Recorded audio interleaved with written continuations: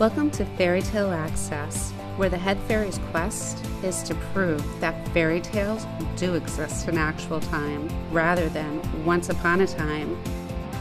Together, we will unravel the heroes, young and old, who turn dreams into reality. These are the people who still believe in happily ever after. The discoveries will bend even our most cynical non-believers into believing in fairy tales. Hello, welcome to Fairy Tale Access.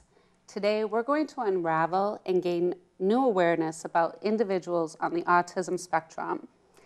And to help me do that, I have Giovanna Roy, the mermaid, and Miss Mullen, a special educator in the autism area.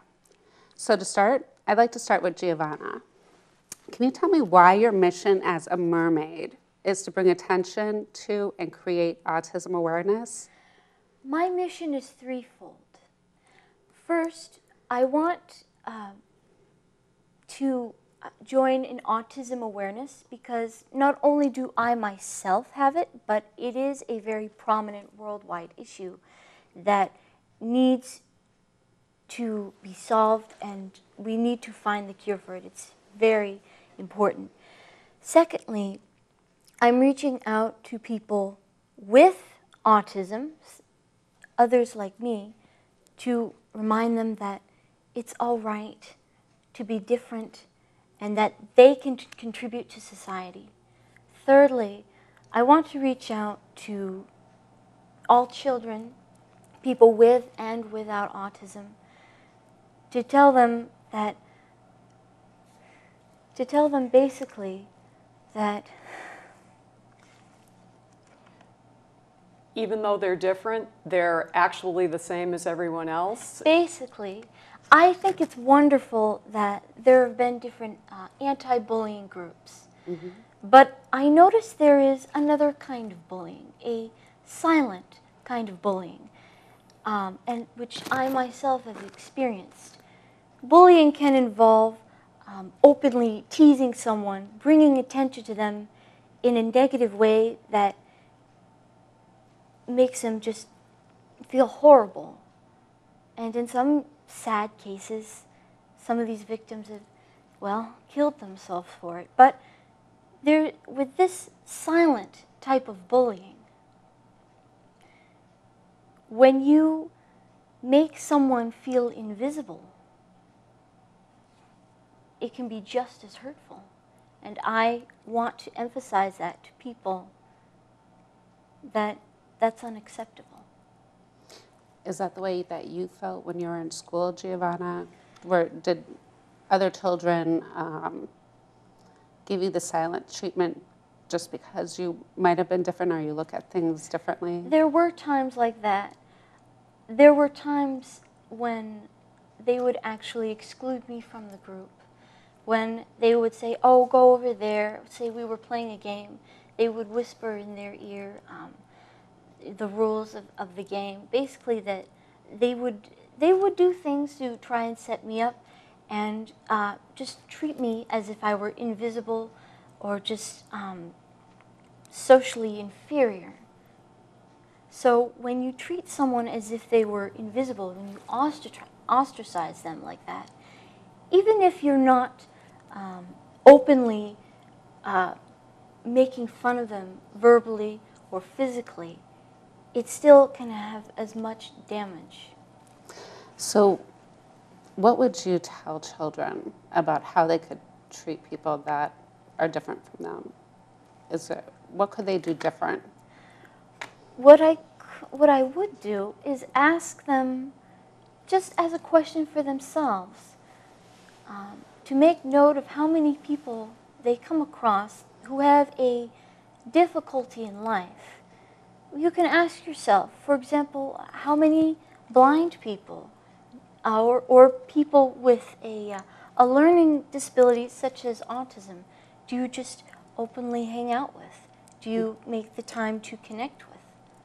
That because people, and especially kids in school, when they sense someone to be different from them because they go to a special kind of room for the needs that they need to be provided. And I think sometimes it's human nature. We tend to be afraid of the unknown. And basically, I want to emphasize they have nothing to be afraid of. That's a good point. So, what's behind the mermaid? What does she represent to you? The mermaid represents to me, like people with autism, she's human but different.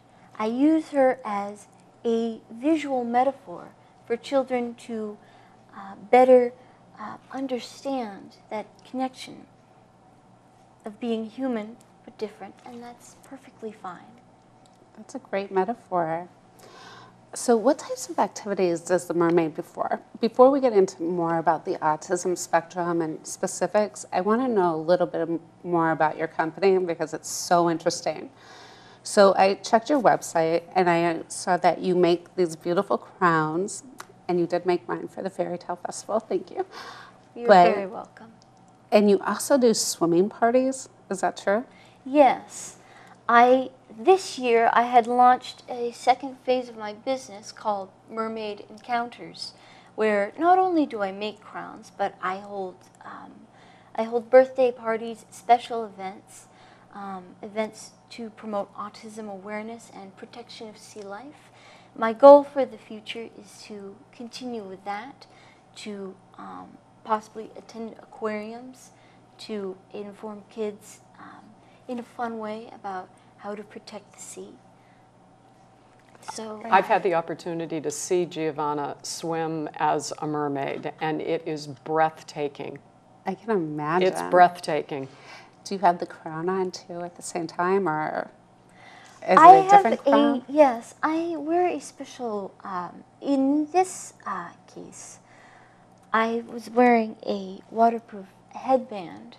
I'm working on a line of crowns that is waterproof. At the time that I was being filmed, I was wearing something that had matched my armor, basically. So, as fishy as it may sound, most of my crowns aren't waterproof at the moment, so I'm working on that. Oh, wow. Okay. And I also understand that you give special talks and that you also have different places that you have is it a crown making party or activity? This summer I held Make Your Own Mermaid crown workshops over at a local craft store where people of all different ages could make their own mermaid crown.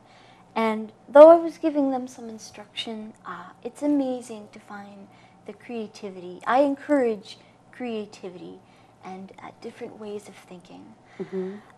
So I do hold crown making classes, and again I will be holding birthday parties as well.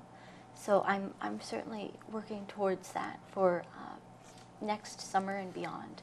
Great. And if somebody wanted more information about your business, where would they go? I can be contacted on 3 sites. One of them is mermaidcrowns.com, which is still under construction, but it is being fixed very soon. The second one is Mermaid Crowns on my Facebook page, capital M, capital C. And the third is through my Gmail, mermaidcrowns@gmail.com. It's all lowercase, and I encourage any inquiries. Great.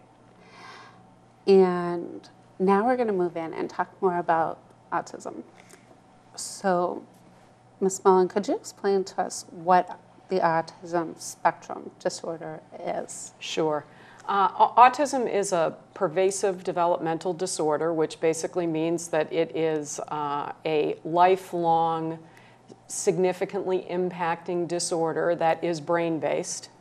And it primarily results in deficit areas in speech and communication, in the development of social relationships, And it also is earmarked by some kind of unique characteristics that a lot of people are generally aware of, things like difficulty with eye contact, repetitive motion, sometimes it's referred to as flapping, high anxiety kinds of driven behaviors of maybe repeating certain words or phrases.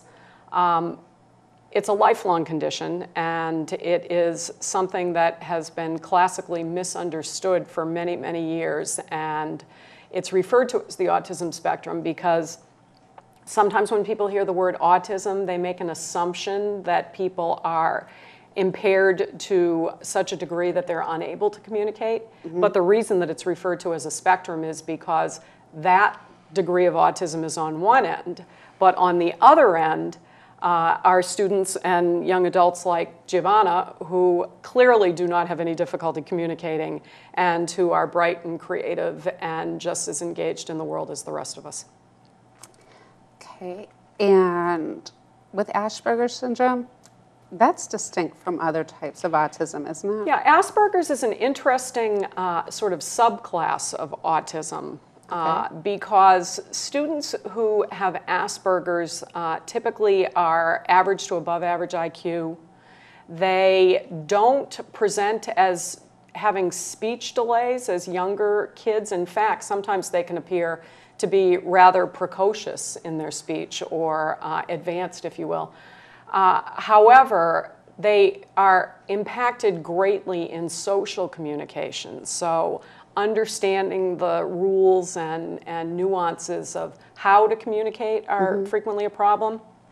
Hans Asperger himself was an Austrian psychologist who, in his research of individuals with autism, delineated this group of what he referred to as highly functional autistic population.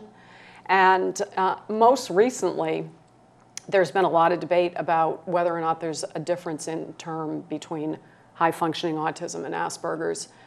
We in the business use something called the Diagnostic Statistic Manual to diagnose individuals on the spectrum, and Asperger's is sort of being lumped under autism spectrum disorders, if you will. It used to stand alone as its own diagnosis, but now it's being broadly categorized. Okay. Well, how did you and Giovanna first meet? Fate, right, Giovanna? I am actually a school counselor by trade, and I am one of the school counselors in the middle school that Giovanna attended.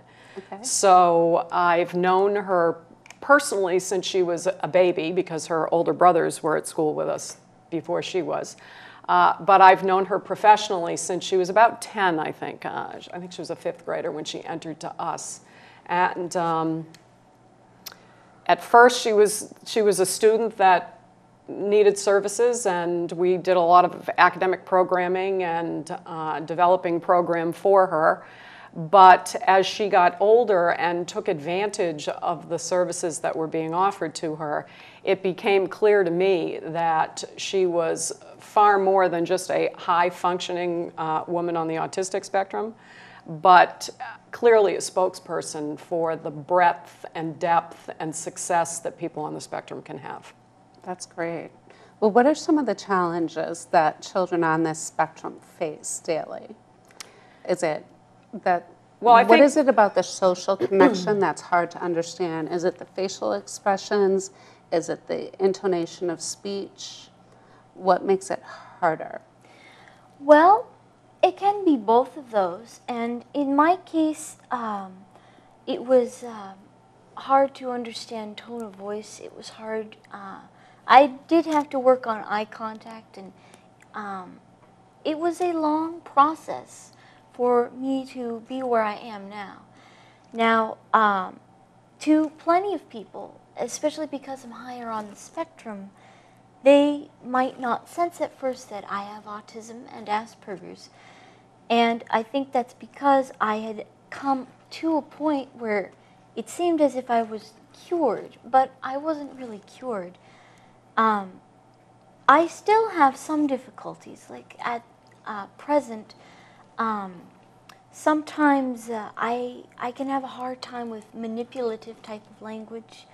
I can have a hard time deciphering if someone is being honest or sarcastic.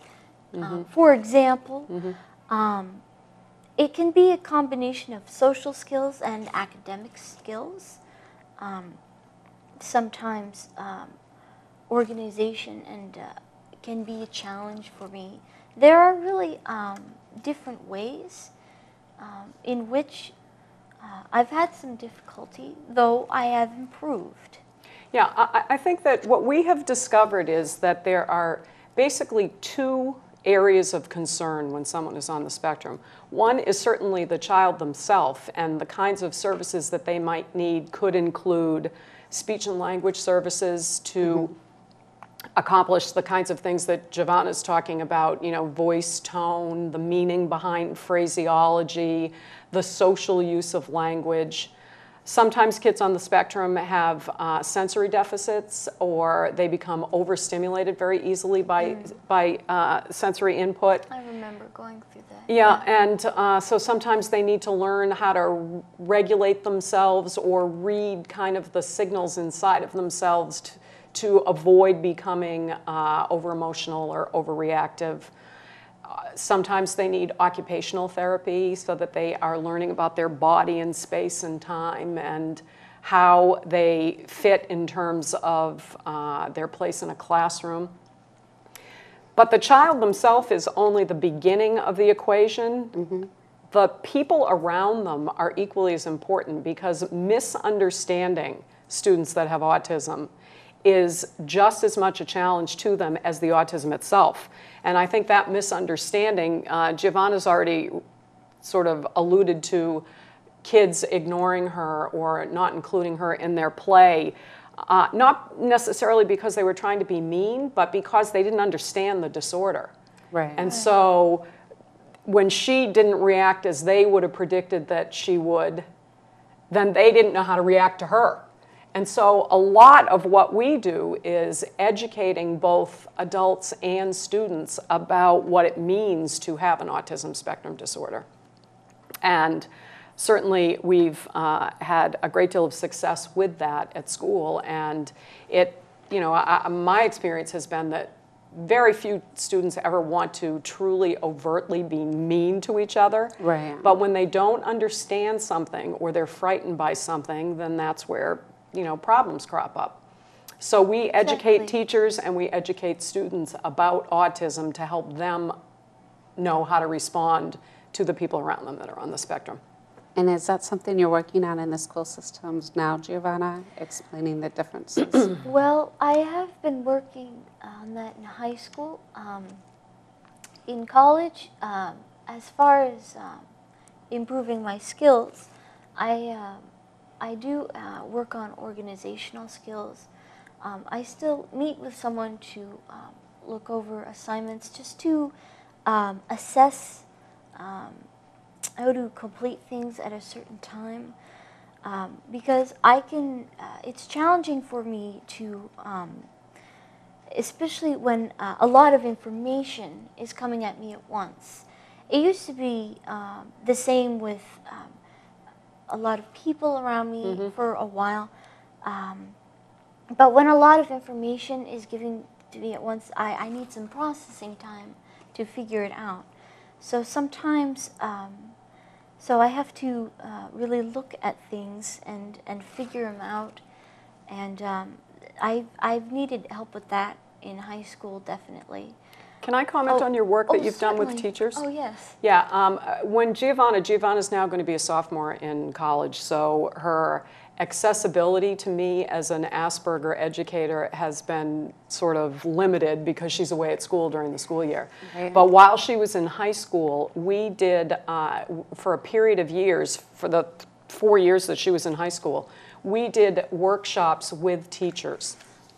And during those workshops, the feedback from teachers was consistent time after time after time, that no matter how much information I thought I was, you know, being very delft at delivering to them, the thing that they felt that they learned the most from, and the experience that they remembered the longest, was listening to Giovanna and two of her autistic peers, because we had another young man and another young woman who presented with us, talk about their experience as students on the spectrum.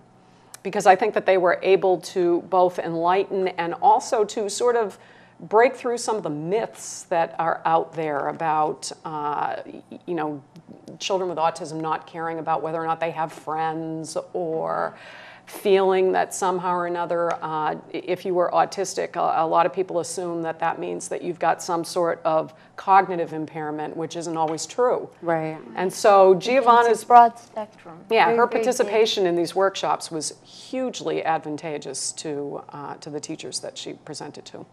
So did you face challenges when you were younger trying to make friends? Yes. Even though I'm better at it now, it still can be a challenge. I certainly have come a long way as far as where I am in my diagnosis and where I am with how I interact with people. I will say I do remember, for example, in my junior year of high school, and I wasn't even aware of it. It's like I had forgotten that I still had this problem. When I was really little, I did what was known as parallel playing. So even though it looked like I was with a group of kids, I would actually play just right alongside them, and still be basically like in my own world, not really interacting with them.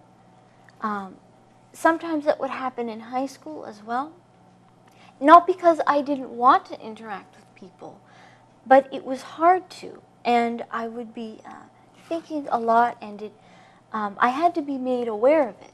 I think that people on the spectrum, they may be aware of some things by themselves, but they have to be made aware by others, such as people like Ms. Mullen, educators, in order to help them. Right. Not to point out and say, oh, you're bad, there's something wrong with you, but because we are born this way, we probably, some people assume, oh, well, I thought everybody thought this way. Because we're just unaware. Right. But when, well, what about with your friends? So you would basically play alongside them, but not interact. So would your friends be able to point it out and be like, Giovanna?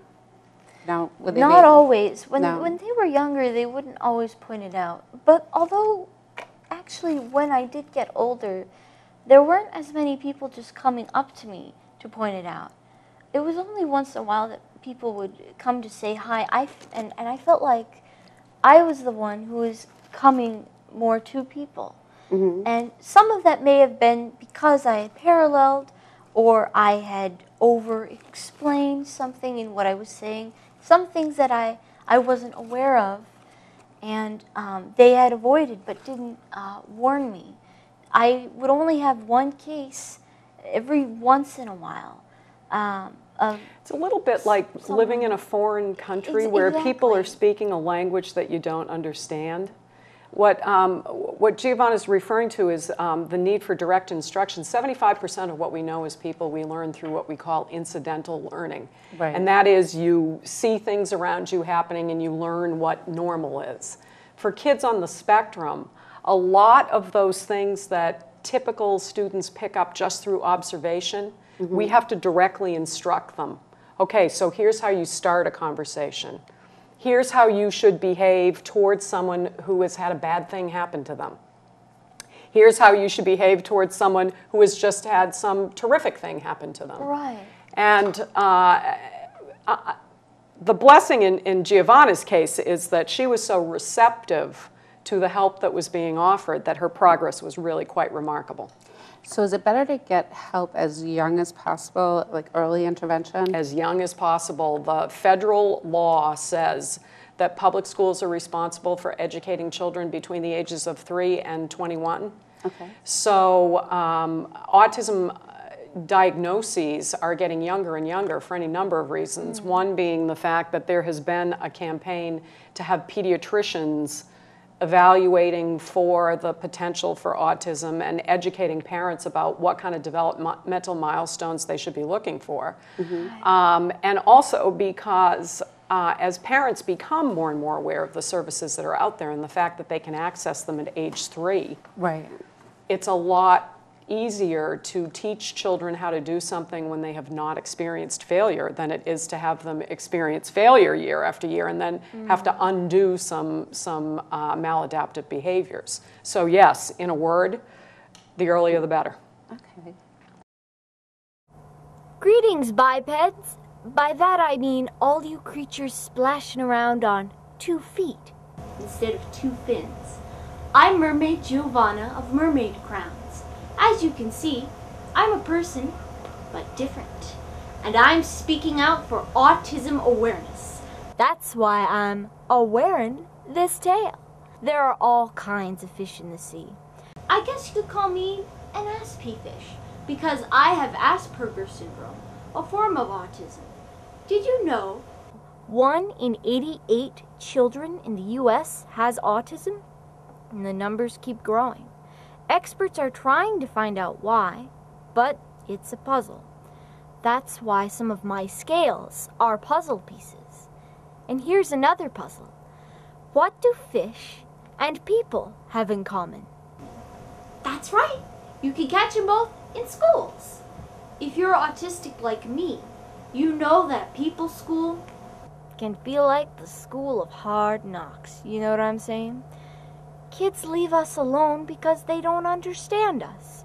For instance, they can get confused when an autistic doesn't always give them eye contact, but that doesn't mean we're not listening. So, listen up.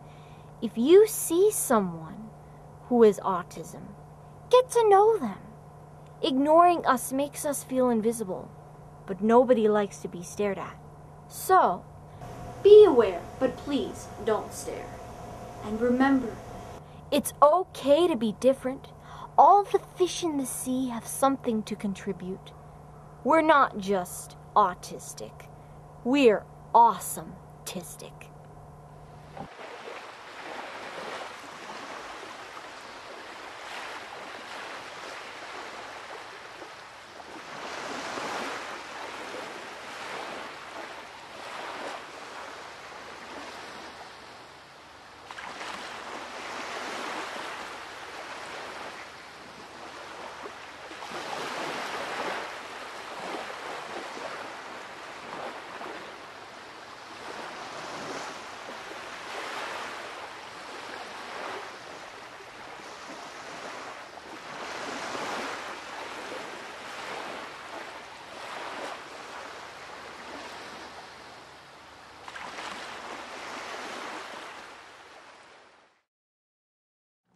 So, Giovanna, I'm a little confused. So you needed help to understand how to approach people, how to interact with people, right? Yes. This past year, you were at the Fairy Tale Festival in Nashville, New Hampshire for me, and you were a greeter. How did that work? I mean, you're very public with your autism, and how did you change your attitude? Because there were hundreds of children talking to you, and we have pictures all over Facebook. They're amazing, but everybody was in awe. So how did you find a way to interact with that public? Well, I think what helped me to interact with people, I did have some acting experience in high school, and I also think I have to hand it to Ms. Mullen again that her workshops that she held in order to help me open up and talk about my living with autism in an environment where I wasn't worried about people being judgmental. I had to realize that instead of being afraid and hiding who I was, I could help people by telling them how I was suffering, how I had what difficulties and challenges I faced. So I certainly had a lot of public speaking experience from that as well. And had I not had that at all, I think that I would have been very overstimulated quickly, where if I were surrounded by a group of people for a very, very long time, I would need to take a break. So 3 hours with 5,000 people milling around Greeley Park on Concord Street in New Hampshire wasn't overwhelming. I'm the director. It's a little overwhelming. Well, I think because of the role I was playing, and although I got to be in character, and I think in a way it's easier for me that when I am as a character in this persona, it really it's especially encouraging to interact with kids, and especially when they're really young.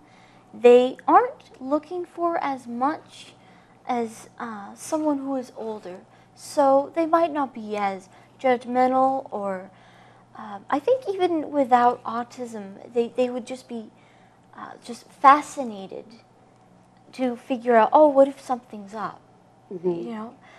And Fascinated with you as a mermaid? oh, certainly. Yeah. Certainly. How could you not be? This is fantastic. Thanks very much. That's great. Now, what kind of services are there available to help people with these challenges? Well, there are different sources of service. Certainly the public school system is one major source where we've talked a little bit about, there are multidisciplinary teams of people, speech and language people, school psychologists, occupational therapists, physical therapists, classroom teachers, who all sort of are coming from the direction of being able to assist not only academically but also socially. But in addition to the public school, there are many social service agencies that offer services. In New Hampshire, every region has what's known as an area service, and people like Easter Seals or the Moore Center, the Gateway Program. I mean, there are a number of area agencies that people, there's the Autism Society of New Hampshire certainly is a great place for people to go if they're looking for resources, or the Asperger's Association of New England, which is in Massachusetts, but also services New Hampshire as well. Okay. So the site that Giovanna gave us, was it autismsociety.org? Yes. Would they be able to find out about many of these other programs in their own states from that site? Yes. In fact, the Autism Society of New Hampshire, I believe, is a branch of, or a chapter of the Autism Society of America. Okay. So that particular association is nationwide. Great. And there is early intervention in New Hampshire, right, for children to get care. And they could call, what is it, 911, 411? Probably 411. Parents may feel like it's 911, but it's right. But so is it 211? Well, we'll find the number and we'll post it. But there's a number that they can call where they can get a lot of different information about what services. And I would say the initial place that parents want to start is with their pediatricians. Okay. Because different communities may have different agencies that are servicing little ones, and pediatricians will be able to give them that information. But once the child is approaching 3, the public school system, they should definitely be calling the superintendent's office of the district that they live in to let them know that they have a child who's been identified with autism, because that will start the wheels in motion. Kids are entitled to services from the age of 3. So a parent of a child at the age of 3, things that they would be concerned about would it be like if they had speech and then they lost it? Yes, one thing might be that they had developing speech and then they lost it. Probably the thing that is the hallmark of early identification is a lack of what we refer to as joint attention.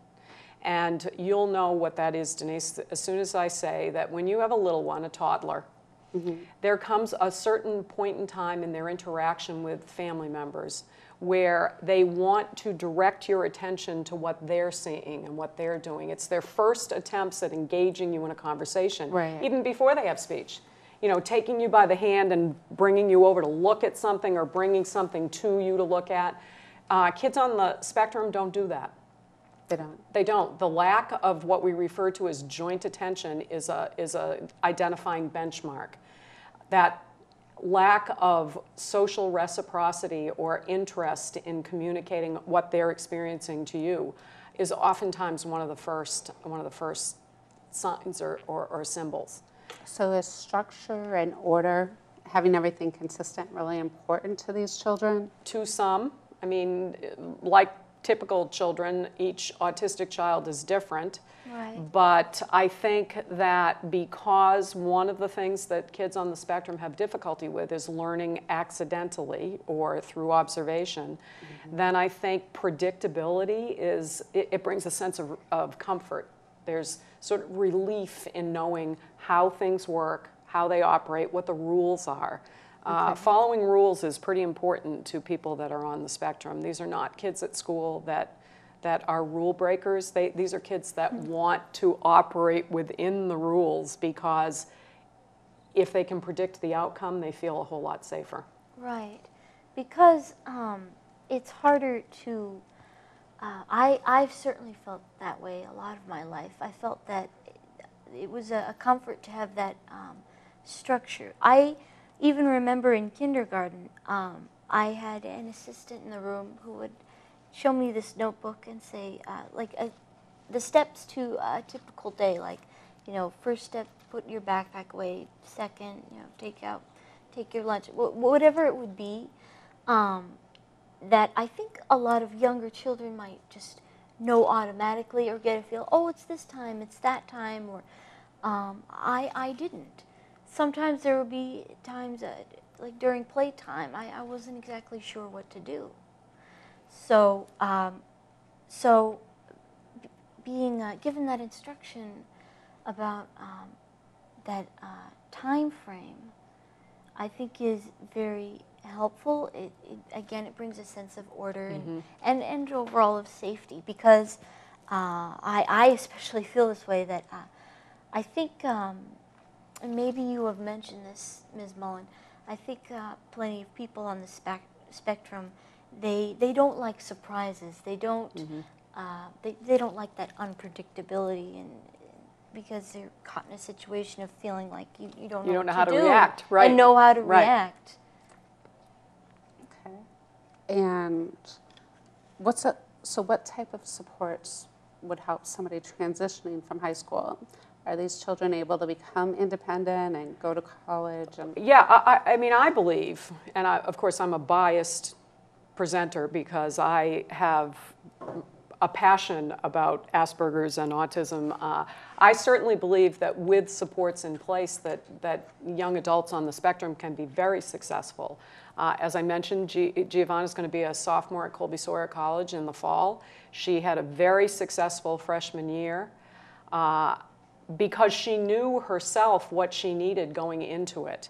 So equipping kids with the self-knowledge and self-understanding of the fact that it's okay to ask for help, that if they have as much self-awareness as Giovanna has, and they know that they need things spelled out, they need help with time management and organization. We have spoken this summer about Giovanna had a professor who was somewhat standoffish, and yet she needed help from him. Right. So being coached by somebody to learn how to approach an unapproachable person was that must be hard. Invaluable, yeah. And you know, we up until students who have individualized ed plans through special education in the public school have those individualized ed plans until they graduate from high school or they're 21, whichever comes first. Okay. So a lot of our students are in special education up until the time they graduate from high school. And then it's good luck. So area agencies like Easter Seals, like the Moore Center, can be valuable in terms of helping connect parents and young adults with life coaches or job coaches. There are a variety of work opportunities that can be supervised until kids, for instance, there's a program in Manchester called the Search Program, and they actually put young adults in an internship for a full year before they're up for employment by the agency where they've had the internship.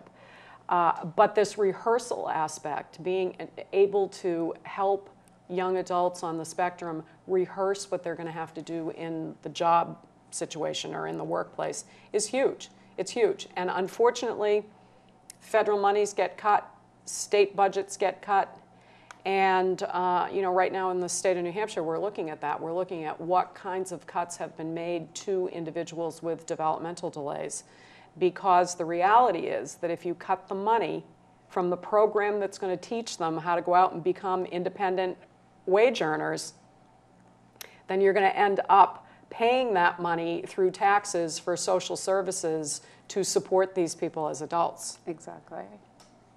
Exactly. So I mean, I think Giovanna's a classic example of what can happen if a student has the right supports.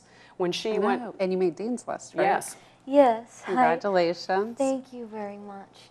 Now, that wasn't easy. There were times where, although there is sometimes help, when I would see someone who worked, the campus actually does have a great, they actually have a great academic center. I would see tutors very often. And I admit there were some times that I tend to hyper-focus when I work on what I do. Sometimes I focus a lot on the details and forget to see the big picture. And although I think I've come a long way to better accept myself and recognize my diagnosis than I have from before, I always have had this will to persevere and try and figure out for myself, because I didn't want to appear as someone who just gave up simply. But I think it's important to know, as anybody else, I think should realize that it's okay to ask for help. And I think the more people with and without autism, people who aren't on the spectrum, learn more about what autism is, what Asperger's is, then people on the spectrum, such as myself, can feel less like that we're just caught trying to look our best and just trying to pull through. And fake that it. exactly, You're and try not trying to fake it exactly anymore. trying to Right. fake Right. it. That we can ask for that help. Mm-hmm. Sometimes there's a challenge within that itself. How do I be direct? I have improved with how direct I am with what I need to ask. I remember there were times, such as in high school, where I would be thinking of so much, and basically I would beat around the bush. It was really hard for me to get to the main point of what I was trying to ask or say.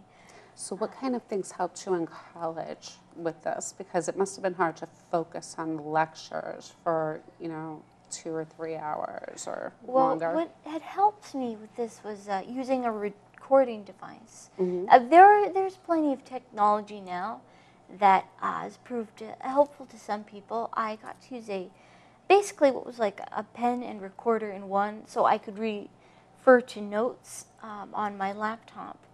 I have been learning how to take better notes, though, because it can be hard for me at times to understand the gist of a lecture and understand, all right, what's the best information I could get out of this to study for and remember. Basically, what should I remember from this?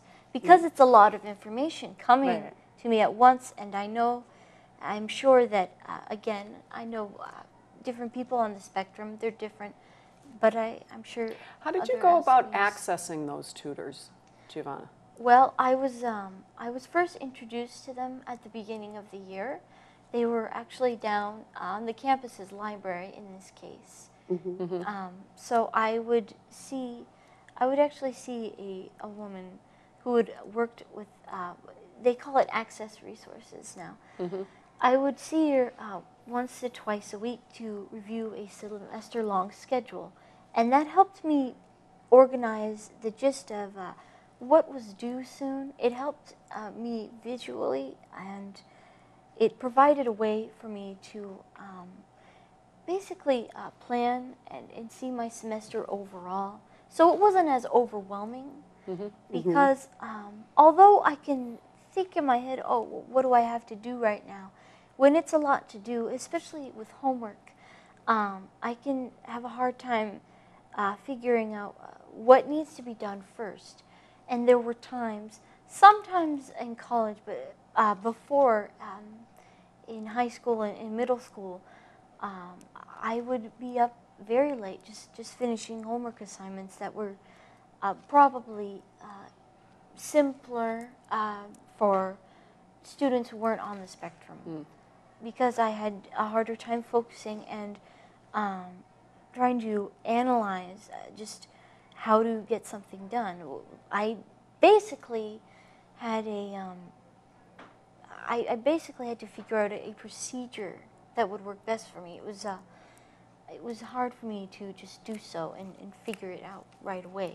And obviously, I think one of the things that we've tried to do in public schools is to educate teachers about spectrum disorders, so that maybe when they're giving these assignments that would take the typical student 30 minutes to complete, but because they're open-ended or require some sort of, insight-based answers, it takes somebody on the spectrum 3 hours to do it. The more teachers know, the better they are at being able to design assignments that meet their student body. So what are you studying at Colby Sawyer? I'm taking classes that can help me eventually earn a master's in exhibit design. Specifically, I would Did you design this? Yes, I did design some of that, as well as my assistant. I certainly do a lot of designing with crowns. I've always liked art as well as ocean life. Can I interject something here? Oh, sure.